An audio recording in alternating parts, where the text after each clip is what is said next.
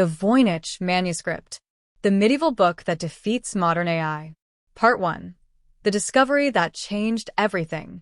12 minutes, 2,400 words. Intro hook, 2 minutes. Illustrations that seem to depict plants that don't exist, astronomical charts of unrecognizable constellations, and naked women bathing in green pools connected by mysterious tubes. But here's what makes this discovery truly extraordinary. Despite more than a century of analysis by the world's brightest minds, including codebreakers from both world wars, linguists from Harvard and Yale, and modern artificial intelligence systems capable of translating dozens of languages instantly, absolutely no one has been able to decode a single sentence of the Voynich Manuscript. Not one word. Not one symbol. Nothing. The manuscript has been called the most mysterious document in the world, and for good reason. It contains approximately 170,000 characters written in an alphabet that doesn't match any known writing system. The text flows like natural language, with consistent patterns and structures that suggest it's not random gibberish, but rather a sophisticated communication system that we simply cannot understand. What makes this even more mind-bending is that the manuscript predates the invention of complex encryption by centuries. This means that medieval scribes, working by candlelight with quill pens, somehow created a code so advanced that modern computers cannot crack it. Some researchers believe the manuscript contains lost scientific knowledge from the medieval period, perhaps advanced medical treatments, astronomical observations, or botanical information about extinct plant species. Others think it might be written in a constructed language, created by a brilliant medieval scholar who wanted to hide dangerous knowledge from the authorities. But there's a third, more disturbing possibility, that the Voynich Manuscript isn't from our world at all. The plants it depicts don't match any known species. The astronomical charts don't correspond to our solar system. And the bathing women appear to be engaged in activities that have no parallel in medieval European culture.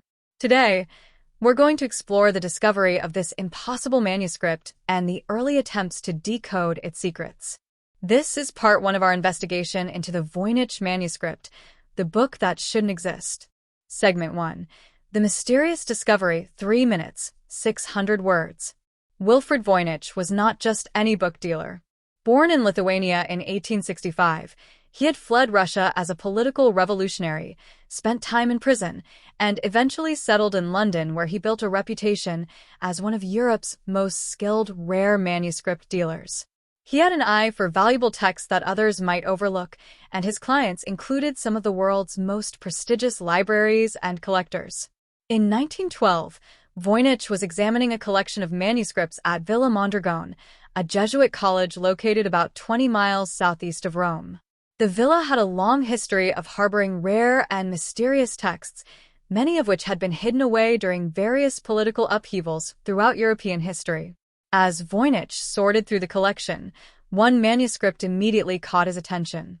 It was bound in vellum, a writing material made from animal skin that was expensive and typically reserved for the most important documents. But when he opened the book, what he saw inside defied explanation. The pages were covered in text written in an elegant, flowing script that resembled no alphabet Voynich had ever encountered. The letters were carefully formed and consistent, suggesting a practiced scribe rather than someone creating random symbols. But despite his extensive knowledge of European languages and scripts, Voynich couldn't identify what language the manuscript was written in. Even more strange were the illustrations scattered throughout the text.